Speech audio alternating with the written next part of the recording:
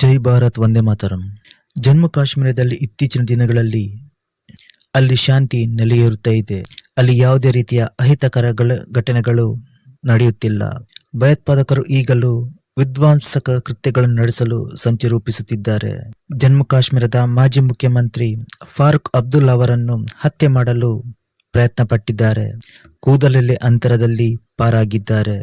ಇದು ಒಂಥರ shocking incident ಅಂತಲೇ ಹೇಳ್ಬೋದು.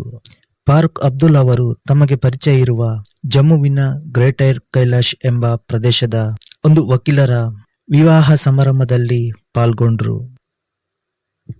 ಅವರ ಜೊತೆ ಬಾಡಿ ಗಾರ್ಡ್ ಕೂಡ ಇದ್ರು, ಅವರ ಜೊತೆ ಸೆಕ್ಯೂರಿಟಿ ಗಾರ್ಡ್ ಕೂಡ ಇದ್ರು. ಫಾರೂಕ್ ಅಬ್ದುಲ್ಲಾ ಕಾರ್ಯಕ್ರಮದಿಂದ ಹೊರಡಲು ತಯಾರಿ ನಡೆಸುತ್ತಿದ್ದಾಗ ಜನಸಂದಣಿಯಿಂದ ಒಬ್ಬ ವ್ಯಕ್ತಿ ಇದ್ದಕ್ಕಿದ್ದಂತೆ ಅವರ ಬಳಿ ಬಂದನು. ಈ ಆರೋಪಿ ಹತ್ತಿರದಿಂದ ಶೂಟ್ ಮಾಡಲು ಯತ್ನಿಸಿದಾಗ ಸೆಕ್ಯೂರಿಟಿ ಅದನ್ನು ತಡೆದು ಇವರನ್ನು ಕಾಪಾಡುತ್ತಾನೆ. ದಾಳಿಕೋರನು ತನ್ನ ರಿವಾಲ್ವರ್ ಅನ್ನು ನೇರವಾಗಿ ಫಾರೂಕ್ ಅಬ್ದುಲ್ಲಾಗೆ ಕಡೆಗೆ ಗುರಿ ಇಟ್ಟನು. ಅವನು ಟ್ರಿಗರ್ ಅನ್ನು ಒತ್ತುತ್ತಿದ್ದಂತೆ ಭದ್ರತಾ ಸಿಬ್ಬಂದಿ ಮತ್ತು ಅಕ್ಕಪಕ್ಕದವರು ಅವನನ್ನು ತಳ್ಳಿದ್ರು. ಗುಂಡಿನ ದಾಳಿ ನಡೆಸಿದ ಕಮಲ್ ಸಿಂಗ್ ಜಮ್ವಾಲ್ ಪೊಲೀಸರು ತನಿಖೆ ಆರಂಭಿಸಿದ್ದಾರೆ. ಇವನು ಯಾಕೆ ಹತ್ಯೆ ಮಾಡಲು ಯತ್ನಿಸಿದ, ಇದರ ಹಿಂದೆ ಉದ್ದೇಶವೇನು, ತನಿಖೆ ನಡೆಸುತ್ತಿದ್ದಾರೆ. ಈ ವಿಚಾರದ ಬಗ್ಗೆ ವಿರೋಧ ಪಕ್ಷದ ಮುಖಂಡರಾದಂತಹ ಮಲ್ಲಿಕಾರ್ಜುನ ಖರ್ಗೆ ಕೇಂದ್ರ ಸರ್ಕಾರದ ವಿರುದ್ಧ ವಾಗ್ದಾಳಿ ನಡೆಸಿದ್ದಾರೆ. ಫಾರೂಕ್ ಅಬ್ದುಲ್ಲಾ ಅವರ ಮೇಲೆ ಈ ರೀತಿಯ ದಾಳಿ ನಡೆದಿದ್ದು ಖಂಡನೀಯ. ಕೇಂದ್ರ ಸರ್ಕಾರ ಭದ್ರತೆ ಒದಗಿಸುವಲ್ಲಿ ವಿಫಲವಾಗಿದೆ ಅಂತ ಹೇಳಿದ್ರು. ಈ ವಿಚಾರದ ಬಗ್ಗೆ ಹೇಳಬೇಕಾದರೆ ಇಲ್ಲಿ ನಿಜವಾಗ್ಲೂ ಭದ್ರತೆ ಲೋಪ ಆಗಿದೆ ಅಂತ ನೋಡಿ ಇಲ್ಲಿ ಫಾರೂಕ್ ಅಬ್ದುಲ್ಲಾ ಅವರ ಪ್ರಾಣವನ್ನು ಉಳಿಸಲಾಗಿದೆ. ಅವರ ಒಂದು ಕಾರ್ಯಕ್ರಮದಲ್ಲಿ ಭಾಗವಹಿಸಿದ್ರು. ಈ ಸಹಸ್ರಾರು ಜನರ ಮುಂದೆ ಇವರನ್ನು ರಕ್ಷಿಸಿದ್ದಾರೆ. ಅವರ ವಿರೋಧಿ ಎಲ್ಲಿದ್ದಾನೆ, ಎಷ್ಟು ದೂರ ಇದ್ದಾನೆ ಎಂಬುದು ಯಾರಿಗೂ ಕೂಡ ಗೊತ್ತಿರುವುದಿಲ್ಲ. ಹೇಗೋ ಅವನು ಹತ್ತಿರ ಬಂದಿದ್ದಾನೆ.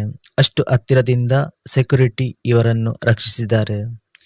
ಜುಲೈ 13, 2024ರಂದು ಪೆನ್ಸಿಲ್ವೇನಿಯಾದ ಬಟ್ಲರ್ ಬಳಿ ಡೊನಾಲ್ಡ್ ಟ್ರಂಪ್ ಪ್ರಚಾರ ನಡೆಸುತ್ತಿರುವ ಸಂದರ್ಭದಲ್ಲಿ ಅವರ ಮೇಲೆ ಕೂಡ ವಿಫಲ ಹತ್ಯೆ ಪ್ರಯತ್ನ ನಡೆಯುತ್ತದೆ.